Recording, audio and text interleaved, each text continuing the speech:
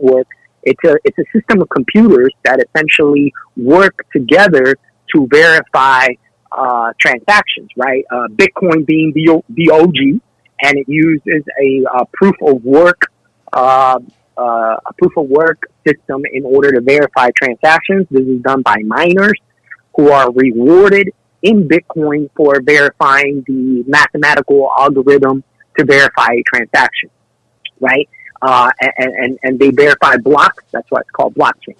Anyways, that then was revolutionized by Ethereum, because Ethereum uses a proof of stake system in where you now have the ability to verify transactions a little bit differently, but that's not necessarily what's important. What's important is now you're able to cryptographically engineer smart contracts, meaning you're able to engineer the distribution or the altering of the ledger as certain things happen.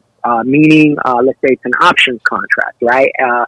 When two people enter into an options contract, you can write into the blockchain that when Tesla goes down, as the good brother Carl predicted, then the good brother Carl gets his money, right? And when it happens, not one single person needs to go in and verify and execute that transaction and send you the money. However, smart contracts, as smart as they are, right, and not to use a pun here, they're kind of dumb. They're dumb in the sense that they're built to where the transaction doesn't require someone to go in and verify that the money be sent to the winner of the options contract, but they are dumb in the sense that they don't have the ability to know when that outside data has occurred. Meaning, when Tesla has reached a certain price, it requires someone to go in and into the blockchain and let it know. All right, Tesla is here. Right, exactly. It needs and at that point, it's no longer trustless, meaning it's no longer decentralized, because it requires trust in an individual to go in and input that information. Command. Right, exactly. So it requires an oracle. An oracle is just middleware. Think of it like a plug, right? Like a charger between your phone and the electricity in your wall, right? And that middleware then transmits that data. The problem is that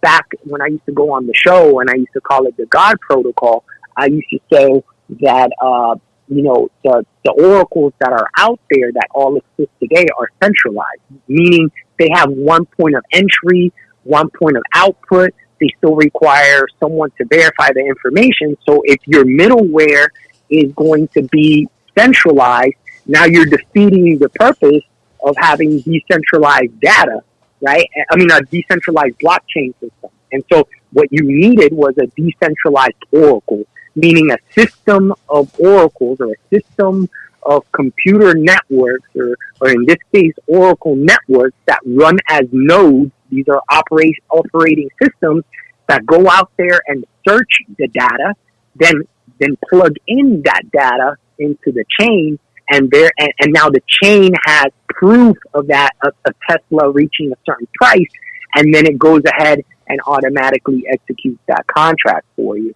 And so at the time, Chainlink was the only project with decentralized oracles who was trying to solve that problem.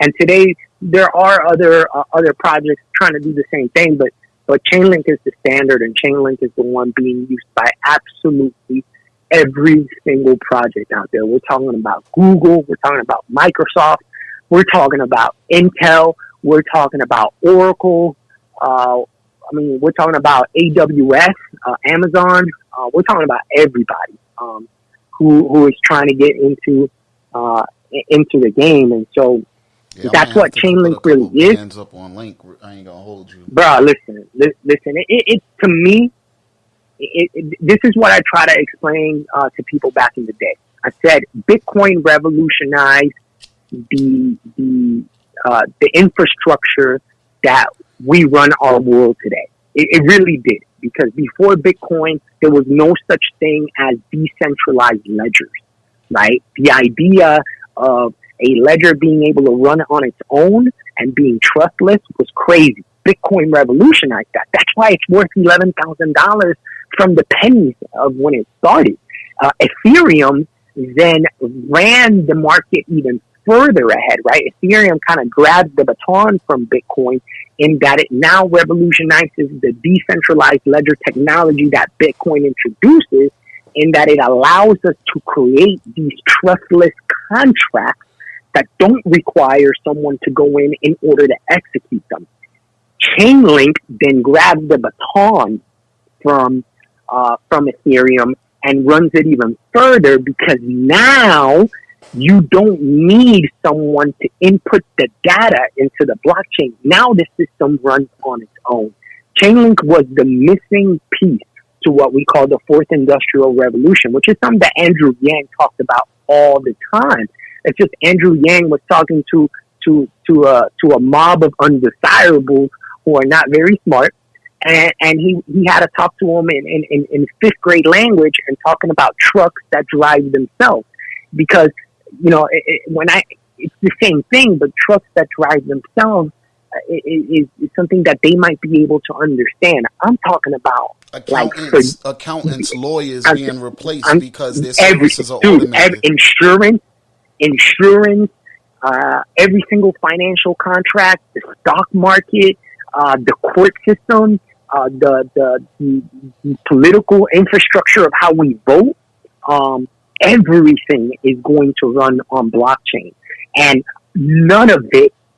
all of it is useless if it cannot communicate with outside data on centralized networks or centralized APIs, because unfortunately the internet is not decentralized. You see, the internet is centralized.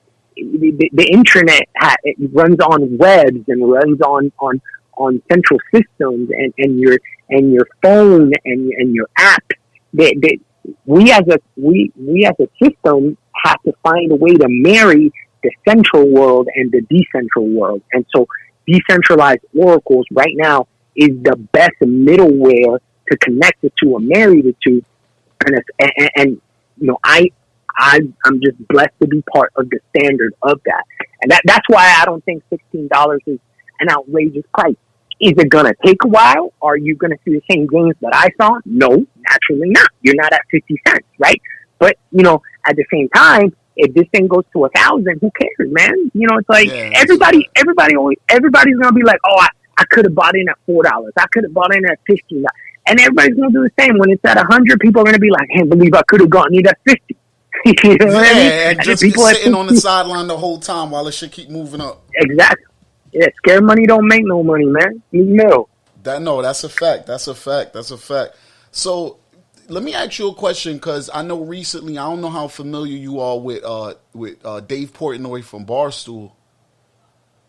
Very familiar. I love that nigga. Right? That nigga's a clown. I love him. Yeah, he's funny. He's funny as fuck. He's funny. Yeah. But so I don't know if you're familiar with his foray that he did into Link, and he dipped out. He said he's out of crypto. Yeah. Do you think him?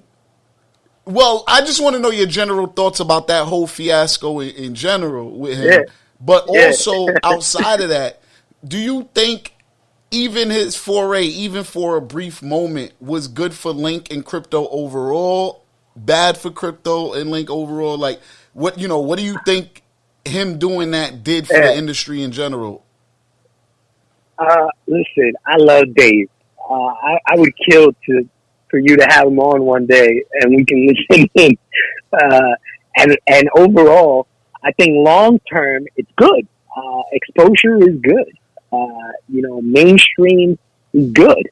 And if anything, while the initial reaction, I remember telling my boy, because he loves him too, I was like, yo, we should probably sell some of our positions, man, because when stupid money starts getting in like this, that's when you know you posted just something like this on Instagram. Yeah, Doug, we know what it is. Yeah. We know what it is. Yeah, exactly. When people, and I'm sure you preach it to your listeners, man. When you see people making stupid decisions, that's why I joke around about Manolo and Hialeah, right? You know, it's like, because I'm from Florida, but when I hear niggas like that talking about they, oh, you know, I just took out a loan to buy Chainlink, it scares me because to me, the whales know that, and they're like, you know, they're so easy to shake out. They're gonna take gains. Yeah, dude, and they're gonna rebuy position. They're just gonna take gains and rebuy positions for cheap. They're not. Yeah, and so what? Listen, I got my own conspiracy as to what happened with Dave. I actually think the Winklevoss twins played him. I really legit think they played him. I think they walked into his house, white collar crime style, like white people love to do, and they robbed him. And I got friends who were like, how they do that? That's simple, man. You know how many bags of dog? The liquidity in crypto market is so small. Like niggas don't understand. Like a couple rich niggas could swing any of these cryptos one way or the other whenever they want. It's not hard. So easy, so manipulated, right? And like these twins, they own Gemini, and they own like hundreds of thousands of Chainlink. Like if they wanted to, they could move the market one way or the other. And in my opinion, what happened was they went in there and they played a trick on them. They essentially set up sell walls to force people to have to put their sell orders at inflated prices. They put a huge sell walls, and then essentially nudged Portnoy to dump a huge amount of money and get his listeners to and followers to dump a huge amount of money on that inflated price, and then they said we're gonna shake these niggas out real quick, and it didn't take long, dude. You pull those sell walls, you tank the price. And then all the he was out news, quick. I didn't. So what? It was like 3 days. Like, they took him out quick. It wasn't even long. Yeah, it took him like 3 days to be out. And he acts like I only lost like $30,000. Listen, I don't care if it's 10 grand, 20 grand, 30 grand. If someone's gonna hand you that money, you take it. And so it's not just him. The whales shook out so much money at the top. It was at $20. They pulled that back 30%, which is a natural correction of $16, $14. I think it even went as low as $12. People were just panicking, selling, panic. I got. You know what the whales did?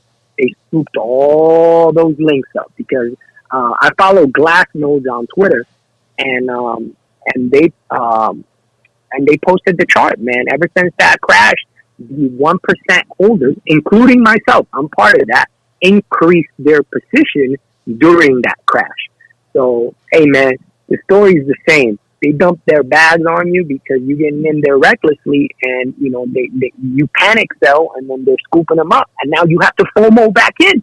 And the reality is, Portnoy's gonna FOMO back in. I'm laughing because I be talking to people about over trading all the time and like just doing too much, and a lot of times, nigga, just turn off your screen. Like the best thing, the best thing you do, turn off your fucking app, turn off your computer screen, and walk away from the fucking screen. Especially especially when dudes is dealing with shit that's not options. Like these shits don't have expiration dates. Like so, if your time horizon is long, and that goes for cryptocurrencies and stocks. Like the longer you put out your time horizon, the more likely that play is going to end up in profit. Like, you know what I'm saying? You're not invested in Blockbuster and no shit like that. As long as it's a decent company, chances are over time you're gonna get a return on your investment. What it is, it'll depend on the company. But a lot of times, people are their own biggest enemies. And people will just react, see a price movement, and just fuck themselves up. And like you said, when the shit's going back up, they're going to want to FOMO back in now. Yeah, I bet you Portnoy's going to FOMO back in. He's already posted. Even when he dipped, he kind of said like, his message was something like, "I'll be back." He said, "I gotta." He said, "I gotta program my mastermind to understand the ways of cryptocurrency." He said, "I'll be back." I got advice for Dave. If Dave is listening, here's what you do: put in your money and listen to Carl. Turn it off. Don't look at it. This isn't day trading, man. If you see, I love when